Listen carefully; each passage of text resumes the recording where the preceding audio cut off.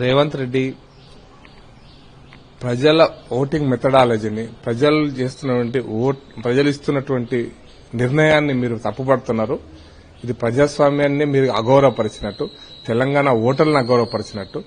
చాలా సందర్భాల్లో పంచాయతీలకు ప్రజలు ఎట్లా ఓటారని తెలుసు, మున్సిపాలిటీల ప్రజలు ఎట్లా ఓటారని తెలుసు, శాసనసభకు ఎట్లా ఓటేస్తున్నారు, పార్లమెంట్కి ఎట్లా ఓటేస్తున్నారు అనేది చరిత్రలో అనేక ఎగ్జాంపుల్స్ ఉన్నాయి. ఢిల్లీలో 7 పార్లమెంట్ సీట్లు బీజేపీకి ఇచ్చారు. అంతకు ముందు జస్ట్ 3 నెలల ముందు జరిగిన అసెంబ్లీ ఎలక్షన్స్ లో ఆ పార్టీకి 67 సీట్లు ఇచ్చి అధికారం ఇచ్చారు. అంటే ఢిల్లీ ప్రజలు పిచ్చోళ్ళ, ఢిల్లీ ప్రజలకు తెలియదా, ఢిల్లీ ప్రజలకు జ్ఞానం లేదనే ఉద్దేశం, లేదా ఢిల్లీలో ఆ పార్టీ బీజేపీకి సాక్రిఫైస్ చేసిందనా, బీజేపీకి మొత్తం సహకరించిందనా? ఇటువంటి తప్పుడు మాటలు నీ యొక్క అజ్ఞానానికి నిదర్శనం అని చెప్పదలుచుకున్నా. నువ్వు అజ్ఞానంతో మాట్లాడితే అది తప్పు. నువ్వు ముఖ్యమంత్రిగా ఉండి తెలిసి మాట్లాడుతున్నావు అంటే నువ్వు తెలంగాణ ప్రజల యొక్క ఓట్లను, తెలంగాణ ప్రజల యొక్క ఓటింగ్ మెథడాలజీని, వాళ్ళ యొక్క పరిజ్ఞానాన్ని నువ్వు అవమానం చేస్తున్నట్టు. కాబట్టి తెలంగాణ ప్రజలకు అభిప్రాయాన్ని అగౌరవపరుస్తున్నావు అంటే ప్రజాస్వామ్యాన్ని అగౌరవపరుస్తున్నావు అంటే రాజ్యాంగాన్ని కూడా అగౌరవపరుస్తున్నట్లు లెక్క.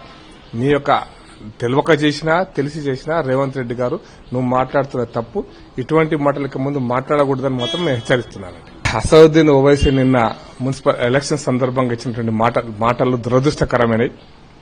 చైనా ఇండియా లేదా రష్యా ఇండియా లేదా అమెరికా ఇండియా, ఈ 3 దేశాల యొక్క సంబంధాలు ఆయన ప్రశ్నించినాడు. బట్ ఆయన ఎప్పుడు కూడా భారత్ బంగ్లాదేశ్ మధ్యలో ఉన్నటువంటి సమస్యను లేదా బంగ్లాదేశ్ వస్తున్నటువంటి అక్రమమైనటువంటి చొరబాటుదారులను ప్రశ్నించాడు.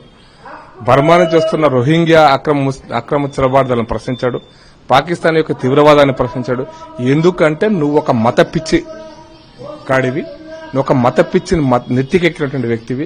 కాబట్టి భారతదేశాన్ని ఒక ఇస్లామిక్ దేశంగా మార్చడం కోసమే కంకణబద్దమైనటువంటి వ్యక్తివి. కాబట్టి భారతదేశానికి ఎంతమంది ముస్లింస్ వచ్చినా రాణిస్తావు. కాబట్టి నువ్వు మతవాదివి, మత కోణంలో మత ఉన్మాదివి కూడా అని చెప్పదలుచుకున్నా. కాబట్టి ప్రజలారా, ఈవెన్ ముస్లింస్ కూడా నేను అప్పీల్ చేస్తున్నా, భారతదేశంలో ముస్లింస్ ను మీరందరూ కూడా భారత రాజ్యాంగంలో మీరు సురక్షితంగా ఉంటారు. కానీ ఓవైసీ భాషలు, ఓవైసీ మాటలతోటి ఆయన వెనక వెళ్ళకండి. ఓవైసీ ఒక దుర్మార్గుడు, ఒక దేశద్రోహి. ఒక రకంగా చెప్పాలంటే ఈ దేశంలో ముస్లింలకు కూడా వ్యతిరేకే ఓవైసీ. మతోన్మాదం అనేటువంటిది ఎవరికైనా తప్పే. ముస్లిం సోదరులారా, మీరు కూడా ఆలోచించండి. నేను మళ్లీ చెప్తున్నా, ఎంఐఎం పార్టీ నాయకుడు అసదుద్దీన్ ఓవైసీ ఒక మత ఉన్మాదం ఎత్తికెక్కి ఈ దేశాన్ని ఏదో ఒకరోజు బంగ్లాదేశ్, పాకిస్తాన్, ఇరాన్, ఇరాక్ లాగా ఒక ఇస్లామిక్ దేశంగా మార్చడం కోసం చేస్తున్న కుట్రలో భాగం. దీని వల్ల జరిగేటువంటి పరిణామాలు చాలా తీవ్రంగా ఉంటాయి. కాబట్టి ఓవైసీ వెనుక ముస్లిం సమాజం కూడా ర్యాలీగా వద్దని మాత్రం నేను కోరుతున్నాను.